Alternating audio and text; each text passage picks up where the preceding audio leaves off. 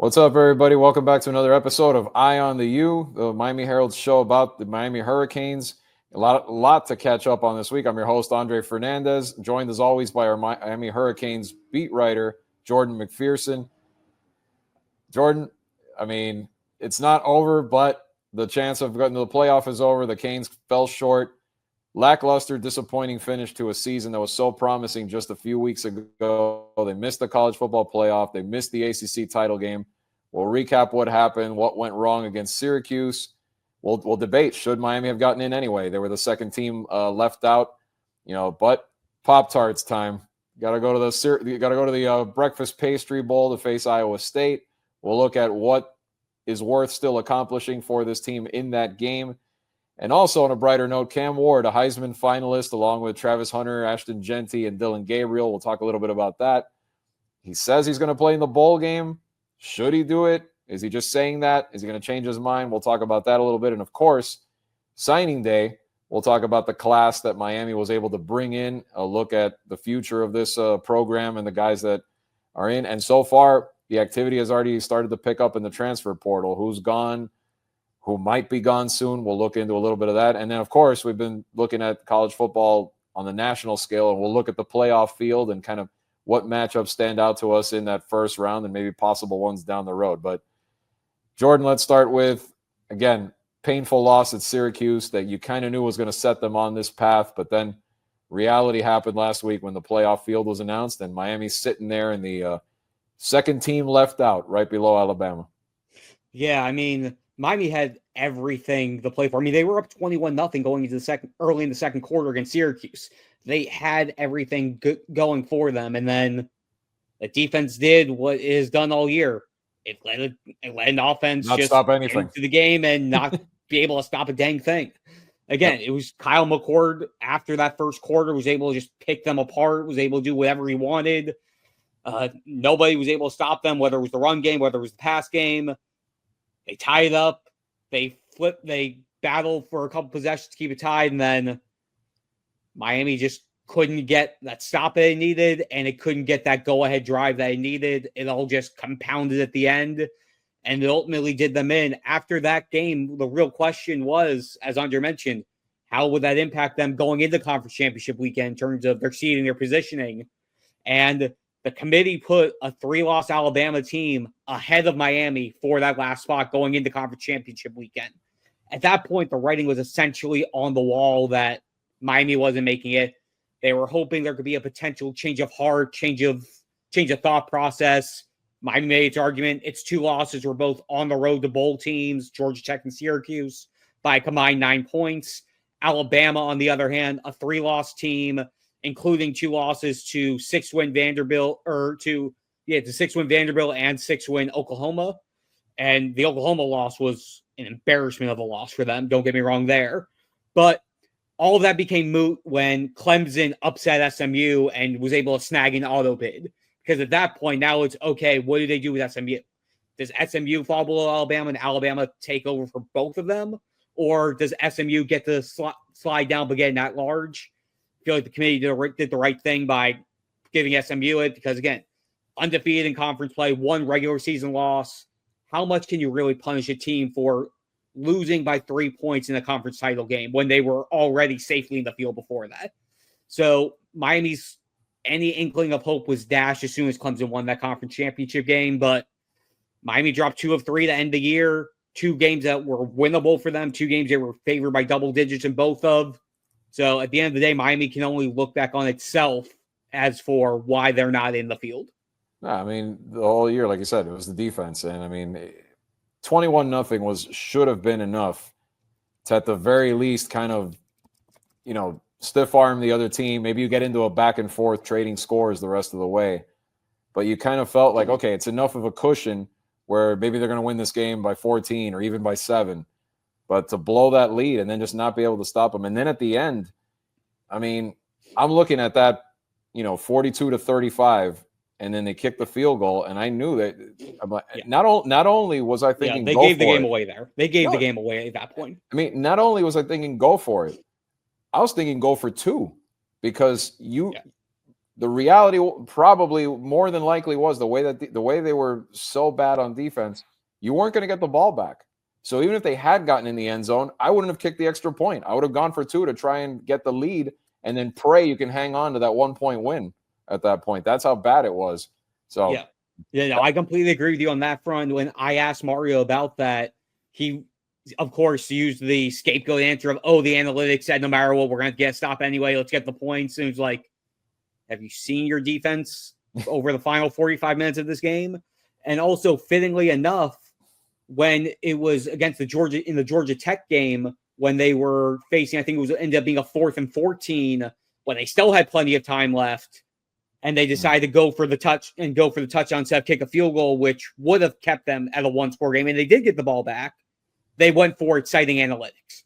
So they basically used the analytics answer for both ends of the spectrum in their 2 losses in 2 key moments. And it's just a matter of, we didn't have an answer. And it's it's infuriating because you can sit and think about it. It's, again, 2 in-game decisions that ultimately cost you both of your that result in both of your losses. Granted, again, so much happened leading up to that need to be fixed before getting into that situation. I'm not giving any excuses. I'm not giving any liberties to what happened beforehand that got them to that point that resulted in them having to be down to that decision. But when you're in that moment, it's both times that they need to make a decision that could have turned the tide and turned it to a loss to potentially an overtime or potentially even a win. The decisions backfired on them. And because of that, they had their 2 losses. Yeah.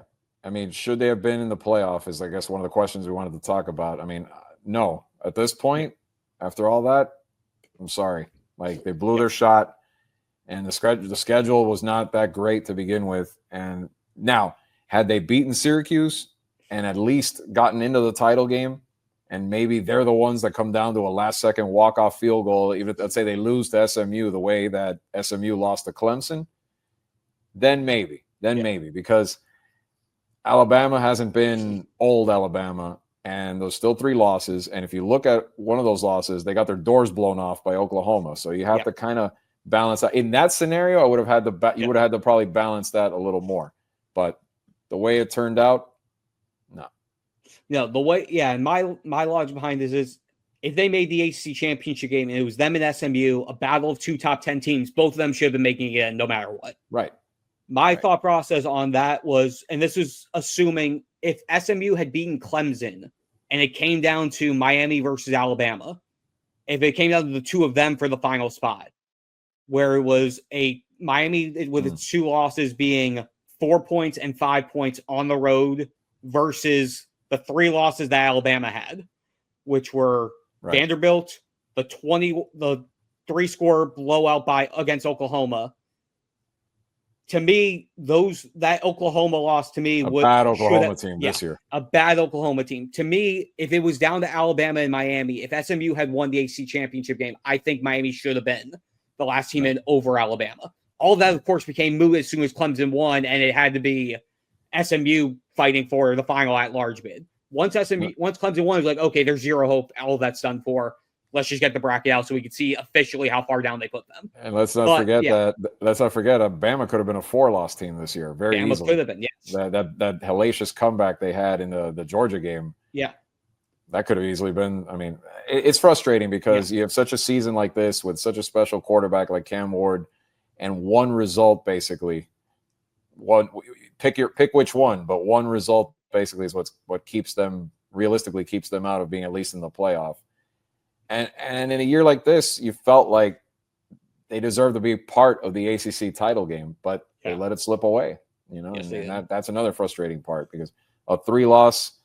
You could say the same thing about Clemson. Clemson could easily be a 4-loss team, and they go in there and they win. To their credit, they did what they needed to do. They won the championship. Now they're the 12 seed. But yeah, I mean, you can fill this whole hour talking about how frustrating it is for Miami, and as a result, they're eating Pop-Tarts. So hopefully they'll be eating Pop-Tarts if they win. Right. Well, that's true. That's true. Okay, so besides eating Pop-Tarts, what else can this team accomplish? I mean, I know there's the 11-win factor, which they haven't done since 2003, and then I still it's hard to believe. Like I could have sworn sworn they had one earlier than this, but yeah, 2016, the last time they won a bowl game. And even before that, they had that drought before then. They have not. This has not been a program that has won many bowl games at all over the last 15 or so years. So yeah, I there is believe that for what it's worth to try and win this game. They've only had 2 bowl wins since 2005, which is just absolutely hard to believe. So 20 years almost. Again, yeah, and their most recent, the 2016 bowl game, was the Russell Athletic Bowl, which is the exact bowl they're playing in now, just I believe, 3 or 4 brand names later. Yeah. You change your sponsor at Camping World Citrus Bowl. Yeah. Yes. Yeah. I mean, again, Camping World, they have the Citrus Bowl, they have the Cure Bowl, they have the Pop-Tarts Bowl, which was formerly the Cheez-It Bowl, which was formerly the Russell Athletic Bowl, which before it moved to Orlando all the way back when it started in the 1990s was the Blockbuster Bowl back in Miami. That's right. So again, this is Miami's been to this venue a lot. They haven't had the best success up here, but in the grand scheme of the bowl games, which again, remember, all of the New Year's Six bowls are now playoff bowls. Right. So in terms of the bowl games that are left for the teams that aren't in the playoffs, it's one of the ACC ones. This is actually the top bowl. The Pop-Tart Bowl takes the top team from the ACC and the second best team from the Big 12 that didn't make the playoffs. Iowa State was ranked 1 spot below BYU. We talked about this on I think it was on Monday. I was kind of hoping for that BYU Miami. It would have brought back memories because, like I told you, BYU and Miami had a couple of good ones back in the everybody remembers the 90 upset in the opener against that number 1 ranked Miami team coming off the national title. They hadn't played since that. Well, still haven't played since then. So that would have been like for a little more like name value on that game. But oh well. Yeah, but instead it'll be Miami against Iowa State, first ever meeting between the two teams. And again, it's a battle of two teams who were one step away from the playoffs. Iowa State played in the Big 12 conference conference championship game. They got hammered by Arizona State, which knocked them out. But again, they were just like Miami. They were able to win one more game. They would have been in the playoff field. So now this is sort of similar, but not to the same level of what the Orange Bowl was last year when it was Georgia and FSU. They got knocked out. That missed the first 2 teams who missed the playoffs. It's sort of similar. It's how up are these teams going to get for a bowl game that really is just, okay, it's our final game of the season, not this is the first step towards a national championship. That's going to be the interesting thing. How many big players decide to stay in? How many opt out? How many say, okay, I'm declaring for the draft, peace? How much of the teams that we saw throughout the season for both the Hurricanes and the Cyclones, and again, another turning point, Hurricanes and Cyclones battling it out in Central Florida. Could we get any more Miami with this, guys? Yeah. With Pop-Tarts, which is a food that, at least for me, is one of the ones I stocked up with during hurricane season. So it's all themed. It's all themed. No, but in all seriousness, that's a college football problem because now, like you said, I mean, especially the most prestigious bowl games are playoff games. So if guys aren't going to care or not want to get hurt because they're about to go in the draft and whatnot, and we've seen it the last few years. We've seen business decisions being made. I mean, look at last year. Look at this Georgia. We had it right here in our backyard. The Georgia FSU game about 30 of the Seminoles, or maybe I'm off by a little bit. It was essentially almost, I think, only like a half dozen of their starters from the season actually played in the game. Yeah, because what happened? They felt they got screwed, and the game was meaningless, and everybody took off. And what ends up happening? 63-3. So you don't want 63-3 to happen to you, but you have the reality of some guys may make business decisions and not want to play in this game. And the biggest name of all is our buddy Cam Ward. He's saying he wants to play, but should he though? Got a lot on the line with the draft. I mean, he's going to be one of the highest quarterbacks picked. Should he risk it? Yeah. If I was Cam Ward, I would. As much as he is a man of pride, a man of finishing what he started, a man of putting the team first, he needs to put himself first in this situation. Again, finishing this off, helping Miami get its 11th win, helping accomplish everything he wanted to do in his 1 year here. Cam, focus on you. Focus on what's ahead. And again, this is me speaking. This is not anything definitive on where his thought process is. I mean, he flat out said on a Zoom call where he was talking with Travis Hunter, Shedeur Sanders, that Deion Sanders Jr. put out on Twitter the other day. He said, man, I got to get ready for the Pop-Tart Bowl. They've got something they haven't seen before. They got these canes coming. That's great. That's all well and good. I understand the banter with friends, the banter with buddies, but is playing in this game and the potential risk that could come with it, is it worth it considering what's at stake a couple months down the road? I don't think it is. I honestly do not think it is. And again, that doesn't just go for Cam Ward. That goes for all of the other Hurricanes players who have played big roles in this team, who I know are going to want to try to close their season and UM careers out on the high. Guys like Xavier Restrepo.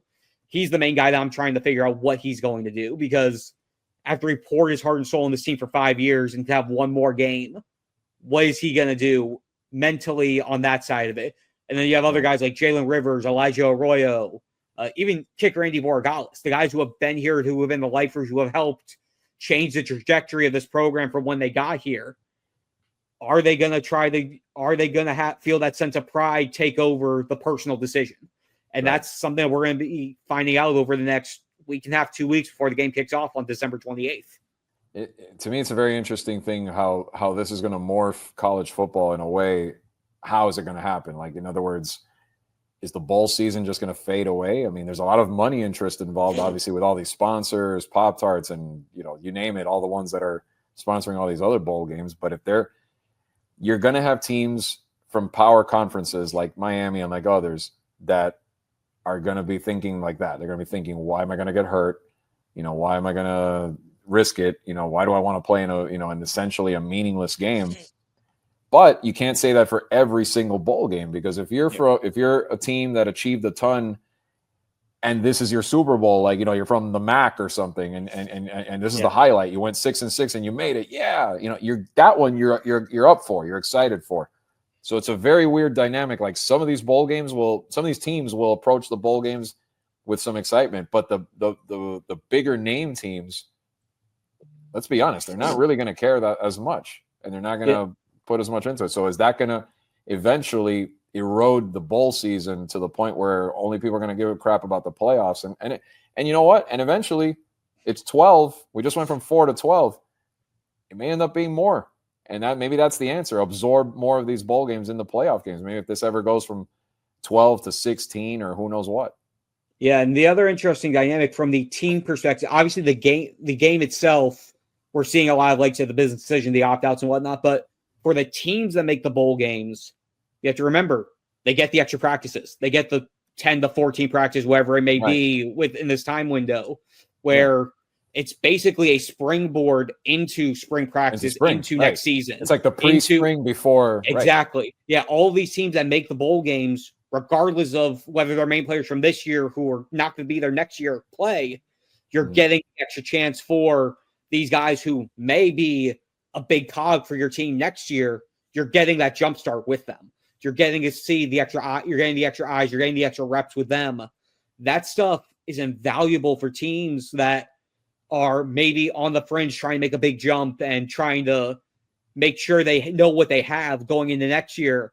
Or on the flip side, it's if you see everything go, wow, without players A, B, and C, we're really lacking at this position.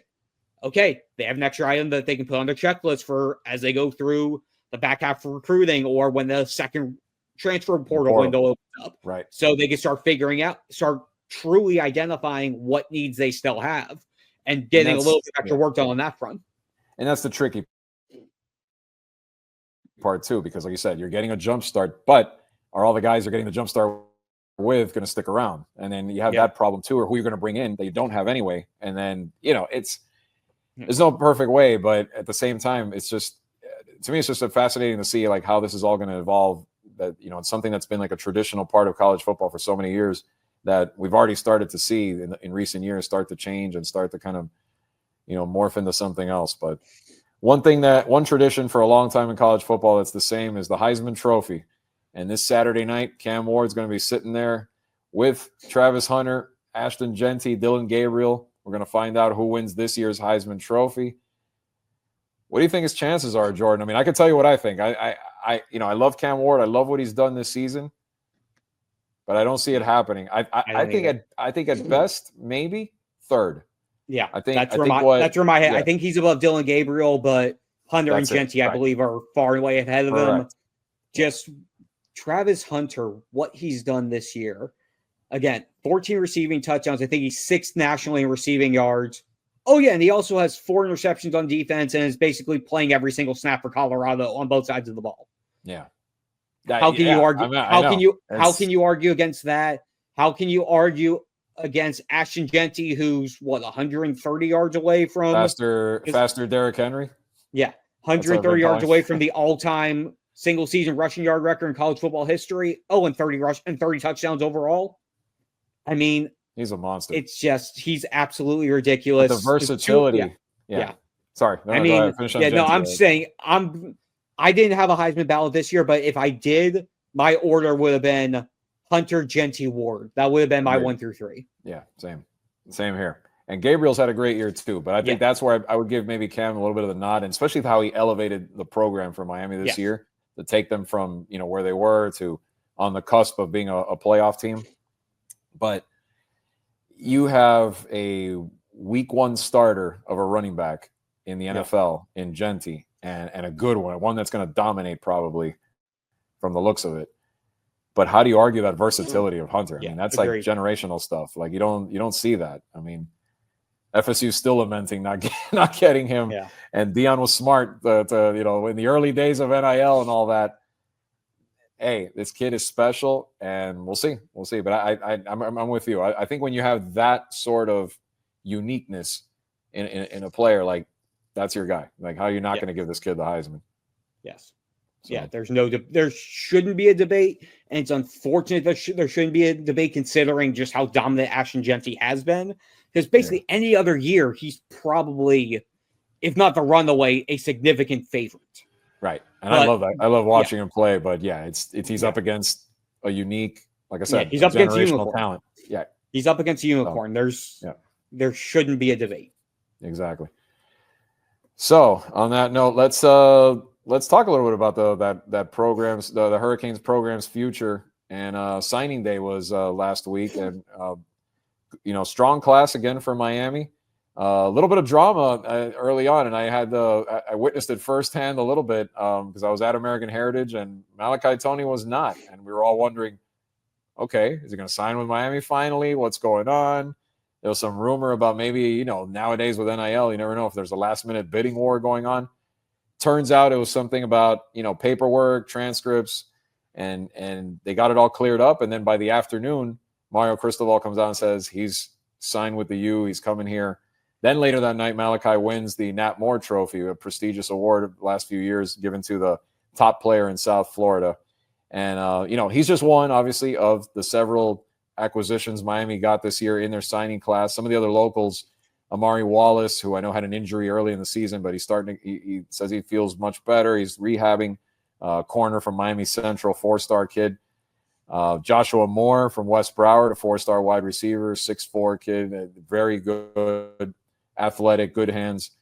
Bryce Fitzgerald is the one that I'm excited about, the kid from Columbus. This kid, I've seen him, he could play it all. He could play on defense. He could play, he catches really well. He's a ball hawk on defense, had like 10 interceptions last season, but they're getting him in potentially at the safety position. So that'd be huge. And that's obviously an area where Miami was really deficient this year. So they could use all the help they can get in the next few years. But what stood out to you, Jordan, about the class? And, if you want to talk a little bit about this Malachi Toney situation, I mean, it was good that Miami got him. I mean, this kid, I've liked him for a couple of years now. And one thing before I finish, the credit to him, what he's doing right now for his high school team. I mean, he's a wide receiver, but he played quarterback in youth ball. He stepped in. Diabel, the Texas commit's injured, and he may be one win away this week from leading his team to the state championship. Playing not just as an athlete, like with his arm, he is leading this team, playing truly as a quarterback, both passing and running the ball.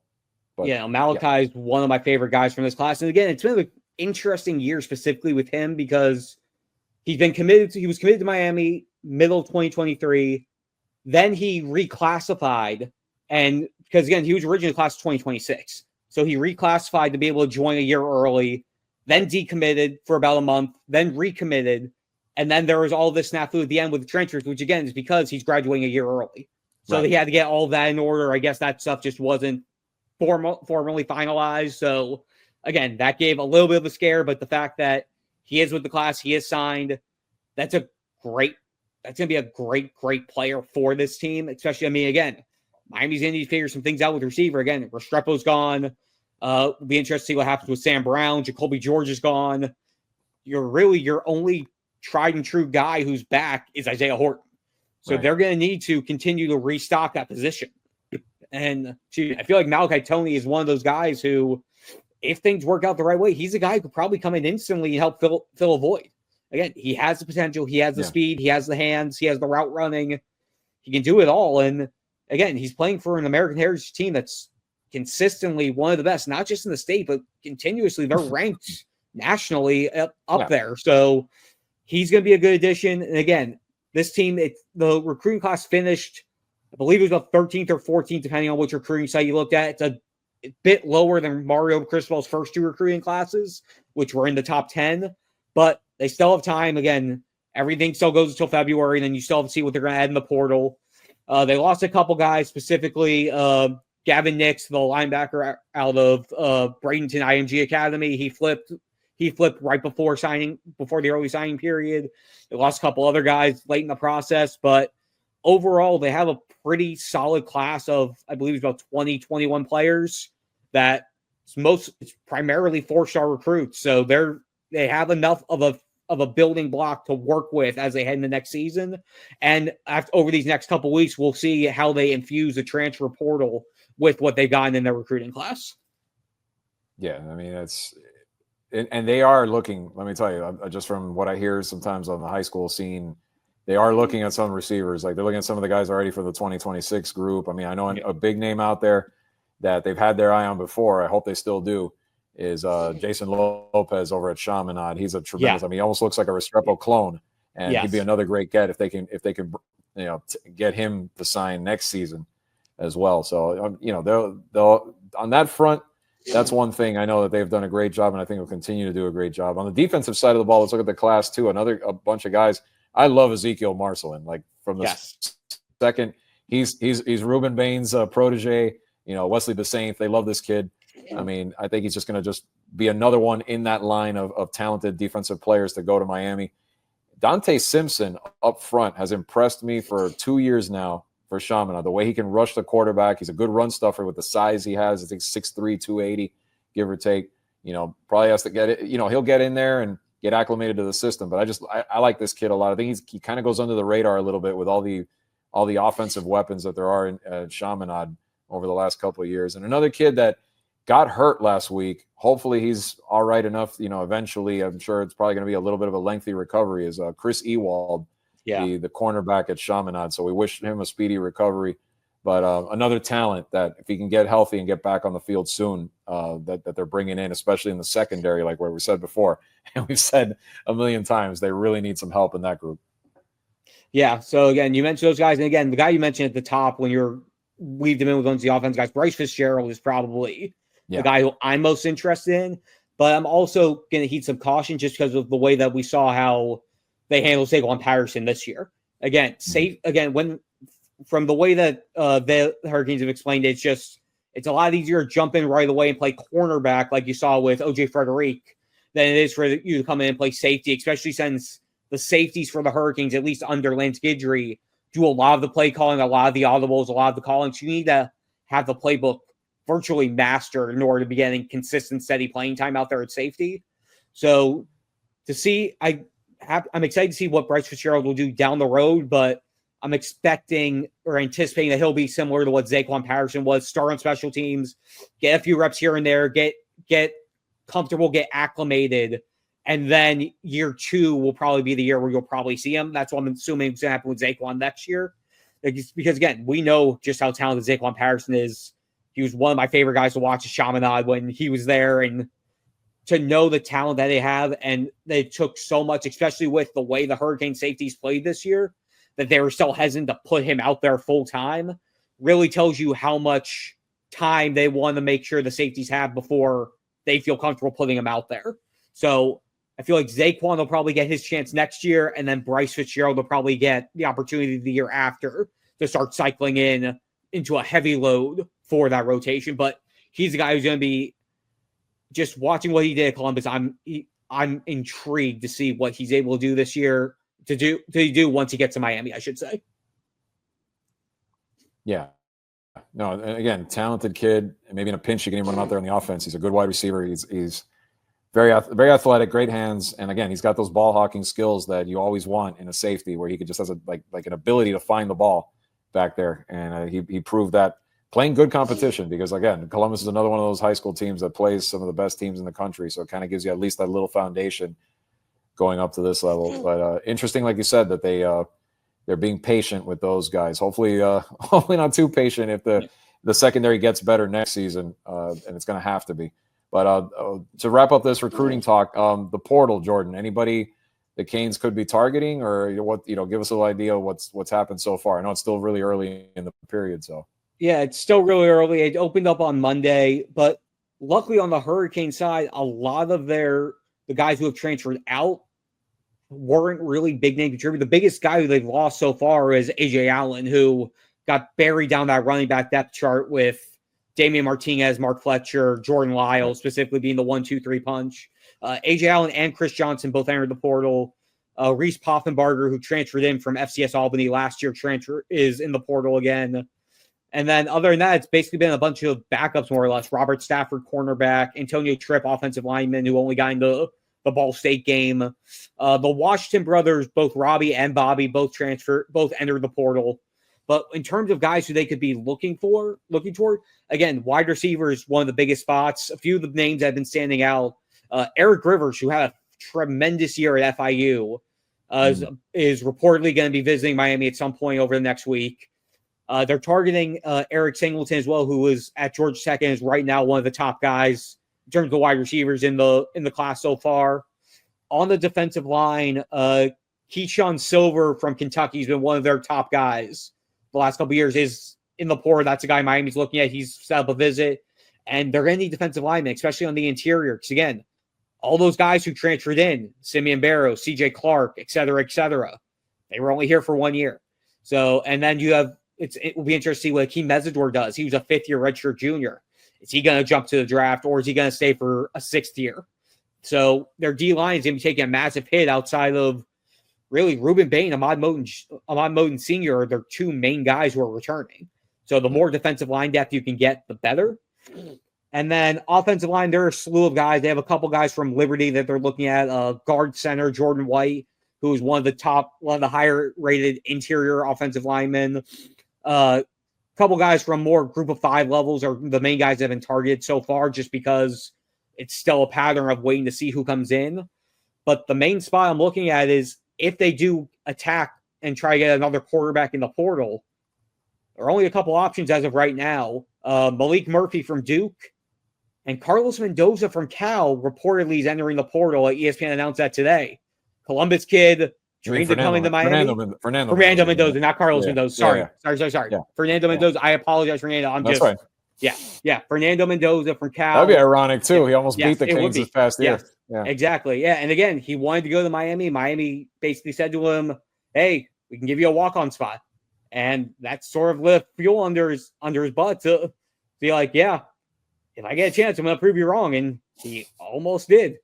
Did. So, and then there's the only other real quarterback I saw is Luke Kronenhock. I would pronounce his name, from FSU.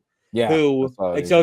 So those are the three main quarterbacks that are in the portal as of right now. The kid from Tulane was in there. He was one of the top guys. He committed to Duke today, according to ESPN. So Manny Diaz lost his top guy, Malik Murphy, and then got basically the best guy who was available in the portal not long afterward. So if they go for a quarterback, it'll be interesting to see how that process goes. Because again, as of right now, it's once Cam Ward leaves, it's basically Emory Williams based off the roster they have right now. It looks like Emory Williams would be the front runner based off who they have to be Ward's successor.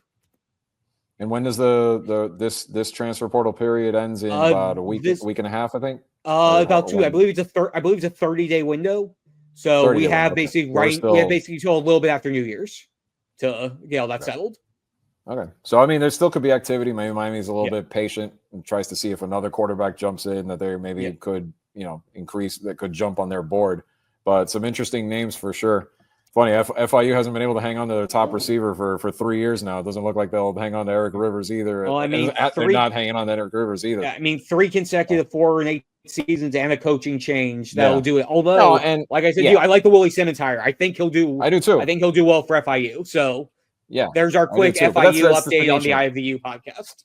Yeah, which I know Miami fans are like, no, stop talking about FIU. Yep. But no, but that's the nature now of college football with a lot of these like smaller programs that have become almost like farm systems through the portal for the major players. So, but interesting to see what Miami can do with the quarterback situation. That's going to be the most paramount thing. You know, do they trust Emory, or do they shop outside and try to find, you know, if they can't find a Cam Ward, try to find the next as close to a talent like that as possible for next season. But yeah, let's talk a little bit. Wrap up the show, this week's episode. Wrap up the show with a look at the bracket. You know, lamenting that Miami's not in that bracket, but some good games for sure. I mean, some of the ones that stand out, Jordan. I think first I'd say the whole field. The 12 seed Clemson will go to Austin to take on Texas, the 5 seed. Tennessee, the 9th seed, going to Columbus to take on Ohio State, the 8th seed. Those SMU Mustangs got in as the 11th seed. They're heading to Happy Valley to face Penn State. And Indiana, an all-Indiana state rivalry game. Indiana Hoosiers, the 10 seed, go to South Bend to take on Notre Dame. That's the first round. The Clemson-Texas winner takes on Arizona State in the quarterfinal round. The Tennessee-Ohio State winner would get Oregon. The Penn State-SMU winner would get Boise State. And the Notre Dame-Indiana winner would face Georgia. But that's in the quarterfinal. But for this round, I love that Tennessee-Ohio State game. I think that's going to be a doozy of a game. I mean, I know it's the 9-8, so you figure it's the most evenly matched. It should have been the most evenly matched. But that looks like a great matchup to watch. I mean, I think with those offenses. And then the other one to me, I'm curious about this Indiana-Notre Dame game. Can Indiana kind of channel, you know, recapture that offensive magic they had for so long this season? Are they going to be able to do that against a very good Irish defense and a team at Notre Dame that can run the football and can control the clock and dominate a game? Those are two that stand out for me. How about you? Yeah, no, I agree. Tennessee, Ohio State is, for me, the must-watch of the 4. I'm intrigued by – I want to see SMU Penn State. I'm interested to see how SMU responds after what happened in the ACC championship game and if they're going to be able to prove their worth. Again, right. We knew that, again, they were going to be – when they got into the ACC championship game, it was like, okay, they're going to be in the field. And then they fell behind by 17 to Clemson, rallied back to tie, and then lost on a walk-off field goal. Right. Can they go into Happy Valley? Can they go up to State College and be able to pull out that win? Because, and for me, the other interesting part, the right side of the bracket, the Indiana, Notre Dame, Georgia trio, and the SMU, Penn State, Boise State trio, whichever 2 teams from those 6 get into the semifinals, that's your Orange Bowl matchup, which, just speaking for down here, and I text this to Andre and may have been trying to prophesize into coming to reality. SMU, if they can win their first 2, get to play in the Orange Bowl with so many former Hurricanes playing on their former home field for a chance to get into the national championship game while the Hurricanes are not in the field whatsoever. The fact for something like that to become reality is just give me the storyline. Yep. Give me the storyline. I know. Give me the storyline. Yep. And going back to your Penn State, I'm curious to see if if they're able to establish that great offense that they have in Happy Valley against the good Penn State team. I mean, that's going to be 100, whatever that place holds, 105, 109,000. Yeah. High noon, early game in that one. If you're looking at the times, Indiana Notre Dame is in prime time on that Friday, but that SMU Penn State's game is going to be bright and early. And then the Tennessee Ohio State is the prime time game on Saturday, and I think that's great that they put it there because again, to me, we're both in agreement. That's where that's the best of the first round matchups. Yeah. But it would be pretty funny. It would be ironic, not funny, but really ironic to see what you're saying about the Orange Bowl in that one. But a Notre Dame or even an Indiana Georgia game would be fascinating too. But how about if SMU does sneak through and face a Boise State? Then you'd have Genty against that high-powered SMU on the blue field. No, not on the blue field. No, that would be at the Fiesta. I believe that is the Fiesta. Yes. That's the Fiesta Bowl. Either way, tremendous matchup there. And then if you have the rematch, which came down to the wire, one play, or Ohio State and Oregon, or you could have Tennessee and Oregon. I mean, that one. And then Arizona State's an interesting one, too. They came on strong late in the year, but kind of like same thing you said about SMU. Can they prove their worth against potentially the favorite, obviously, would be the Longhorns, a very battle-tested Texas team, if that ends up being the matchup. When you say battle-tested with Texas, I mean, their 2 losses are both to Georgia. And the rest of their schedule, their only big, quote-unquote, big win was Texas A&M. So yeah, I just feel like the SEC was always so battle, like everybody beating up on each other. But yeah, I mean, and the Georgia game they let slip away. I mean, the second one, the SEC title game, they could have easily. Correct.